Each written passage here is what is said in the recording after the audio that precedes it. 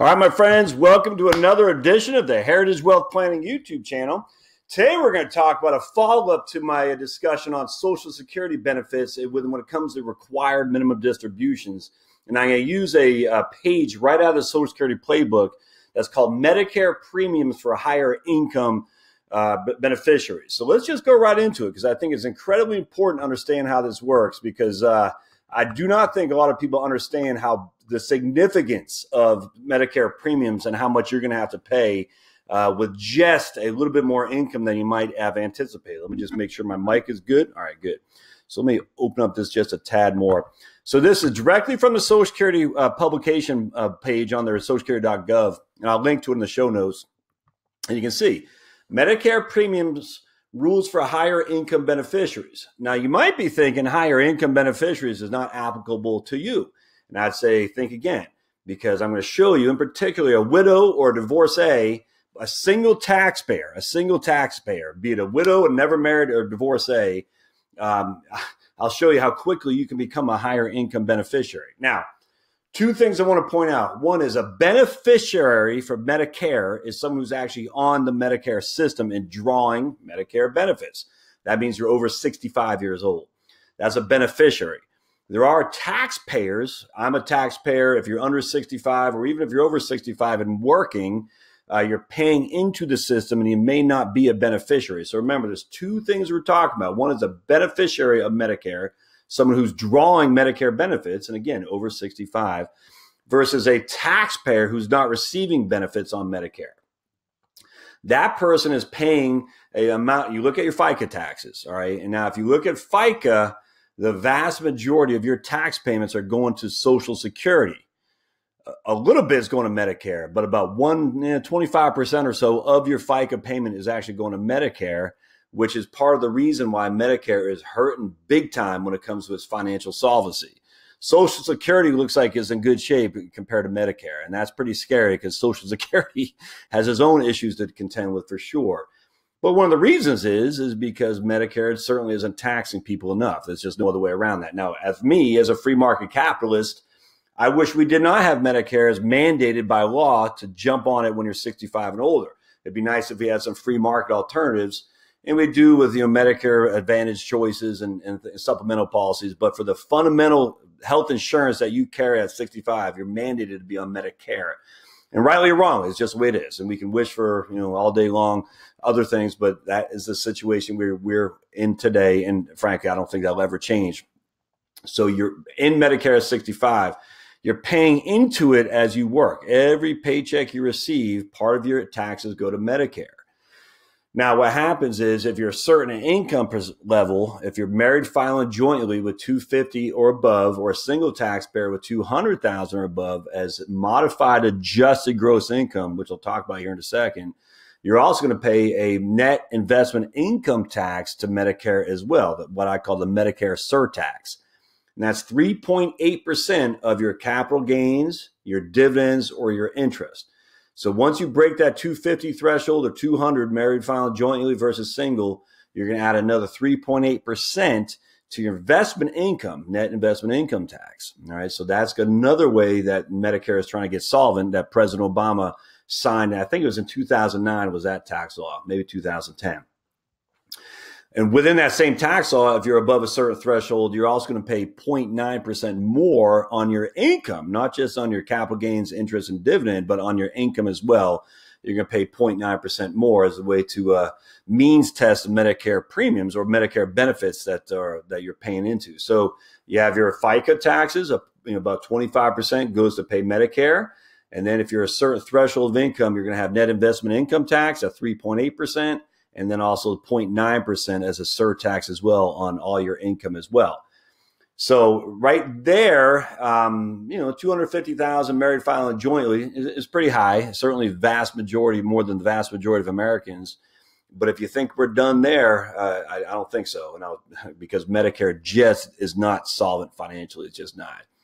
Now, remember, Medicare and Medicaid are two completely separate things. Okay, so Medicaid is for poor people. Medicare is for people who are 65 and above.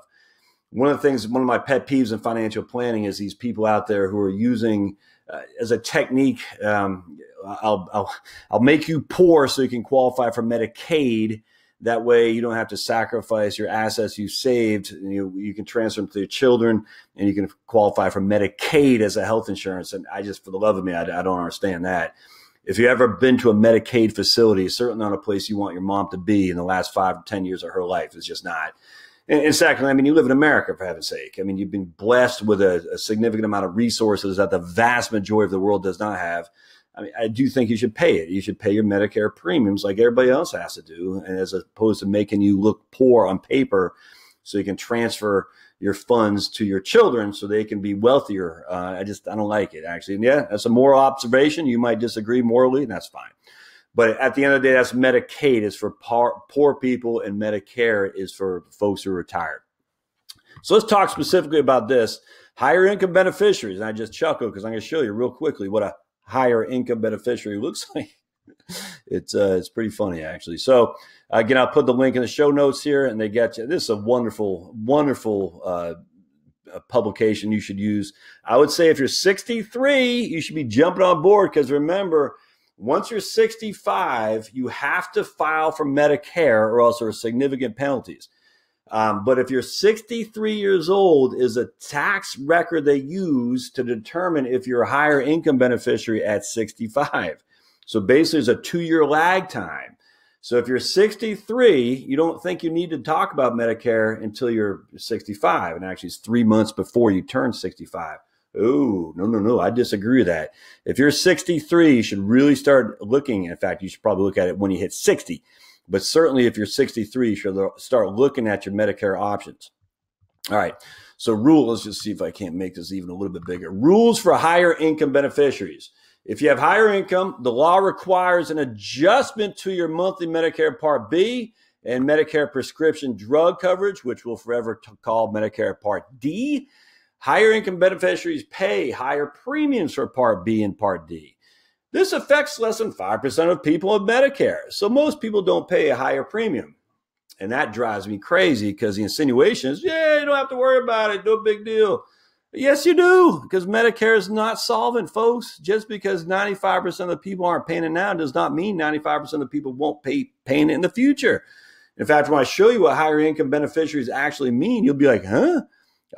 I'm telling you. So just because they're making it seem like the vast majority of people don't pay, that might not be you. In fact, I have a feeling that as we go forward, more and more people will be paying Medicare higher premiums.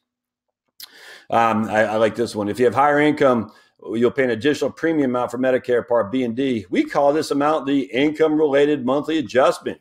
I call it the premium tax. Here's how it works. Medicare helps. Let me turn this off here real quick. I always turn my notifications off, which I thought I had. There we go. Medicare pays, Part B helps pay for your doctor's services and outpatient care, which you may or may not be aware of. It pays about 75% of your Part B premium, and the beneficiary, you pay about 25% of your Part B premium. However, if you're a higher income beneficiary, you'll pay up to 80% of the total cost, depending on what you report to the IRS. And they talk about prescription drugs coverage in there as well, and that's Part D. If you're a higher income beneficiary with Medicare, we already talked about that. All right. So this is what I like here. How does Social Security determine if I must pay higher premiums? So stop what you're doing. Stop. Watch this. We use a sliding scale to make adjustments based on your modified adjusted gross income, your MAGI. Your MAGI is your total adjusted gross income and tax-exempt interest income. So like I said, and how Social Security uses your tax-exempt interest to determine the taxes that you pay on your benefits, the same is applicable to Medicare premiums. Two things to consider here. Your tax-exempt interest is included in your modified adjusted gross income, my friends. On top of that, adjusted gross income is before you have deductions, before you take your standard deductions or any, if you're itemizing, any itemizations. If you have any exemptions, and those are kind of gone away now, but if you have any exemptions, those are gone. That's not included in your modified adjusted gross income. So if you look at the top page of your 1040, Your MAGI, modified adjusted gross income, is right there. It's the second page of your 1040, which tells you what your taxable income. So I guess cannot stress this enough. This modified adjusted gross income is before standard deductions or itemizations. Okay, hugely important to understand. And they talk about here, if you're single and your MAGI is greater than 85,000, you'll pay higher premiums, and they'll tell us the charts right there. 85,000 modified adjusted gross income before standard deductions, plus you're adding your tax exempt interest in as well. Now I'll show you, it's not that difficult to get there. And again, they talk about Medicare Part D. Which tax return does Social Security use? To determine your 2018 income-related adjustment amounts, we use a 2016 tax return. All right, so generally this information is from a tax return filed in 2017 for tax year 2016. So it's your 2016, the tax return you file in 2017 for the 2016 tax year is what they use in 2018. So just kind of think about a 2-year lag. All right, so they're using 2016's taxes to determine your 2018 payment. That's why the 63 years old, it should come front and center to you that if you're 63 years old, the income you make this year is going to affect your premiums that you pay on Medicare going forward in 2000 when you hit 65. Now, here's what they say. What if my income has gone down? The second bullet point, you and your spouse stop working and reduce your worked hours. You do have the ability to contact Social Security to ask for a basically appeal right here. And here's where it shows you. You can actually appeal for that you stopped working, you retired, and Social Security may or may not grant you that. I've literally no clue. I've never heard of anyone go through that. I just don't know. But if you stopped working at 65 and they're using your taxes from 60 when you're 63 years old, there's a pretty significant difference there between income. You better doggone get on the phone with Social Security to call them to say, hey, I'd like to file to challenge what you guys are using for my taxes. And again, whether or not they grant that, I just don't know. I'm ignorant. So if you know something, by all means, let me know. But let me show you why it's important. Modified adjusted gross income, we talked about that. Individuals of MAGI less than 85,000, their standard premium is $134. Watch this. The minute you break over 85,000, your standard premium is 39% above that. You add an extra $53 to that premium of $134.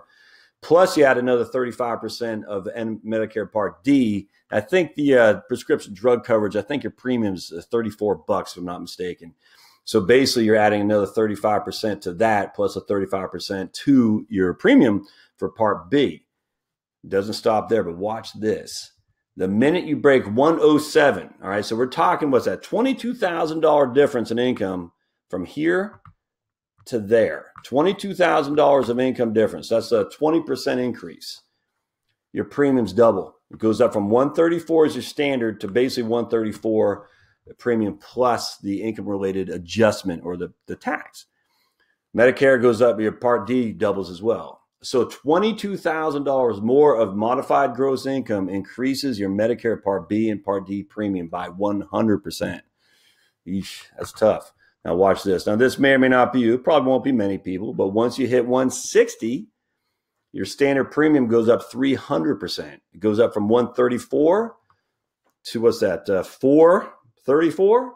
That's a 300% roughly increase. And same with Part D. So now you're paying another almost $400 a month. That's $5,000 a year, folks. More in Medicare Part B and Part D premiums because you got above 160. Now, the likelihood of that happening to many people, no, not much. But if you have any size IRA, you could easily find yourself there simply because the case study I used with Jane and Bob, where Jane is a widow at 85, 88, 90 years old, and Bob is now deceased, and Jane only has one standard deduction, but she has all these RMDs, and her taxable income is high. But this is before standard deductions. The RMDs alone makes her modified adjusted gross income well above the $85,000 threshold. And if you recall, Jane only had $400,000 at 55 years old, which she did not touch until she was 70, and only let it accrue. Expected rate of return was 6%. And when she had that, that alone made her RMDs, just her RMDs alone, well above $80,000, $90,000 when she got up in age, which means her Medicare Part B and Part D doubled and even tripled. It's not good. So that's what you got to be considerate of. Now, here they talk about married but filing separately. We don't recommend doing that many times, but that'd be up for you and your CPA to discuss. Here's, if you disagree, you can talk to Social Security. Do you really want to get involved in talking to the feds? I don't, but at the end of the day, they give you an option here to request a reconsideration, which is good to know. And I certainly imagine they're probably, I don't know what to imagine. I've never been through that. So if that has been you and you've been through it, I'd love to hear how that worked for you. All right. So that, not much more on this I want to talk about. That is the gist of Medicare Part B and Part D premiums and how your required minimum distributions can affect you more so than just on your individual tax return, more so than just on your tax bracket, but also on the Medicare premiums that you pay. I hope this is helpful, guys. The planning to be done is when you're in your 50s. There's no getting around that. You certainly can start planning in your 60s, but once you have RMDs and you're in 70, there's not a whole lot you can do at that point. The IRS is going to get their money fair and square. They get it first. The only option you have is to give your RMDs away to charity. And I just, I'd love for you to do that, but can you afford to do that? I don't know. So think it through as you're in your 50s to make sure you're planning for the inevitable and increase in Medicare Part B and Part D premiums, as well as all the other tax-related issues that go with it. Okay, don't forget to subscribe down below there, Heritage Wealth Planning. Go to the website, heritagewealthplanning.com. Thumbs up are always helpful. Thumbs up, please. And then don't forget to hit the notification tab that you'll be notified of future content. Hey, look forward to seeing you next time on the Heritage Wealth Planning YouTube channel. Thanks, guys.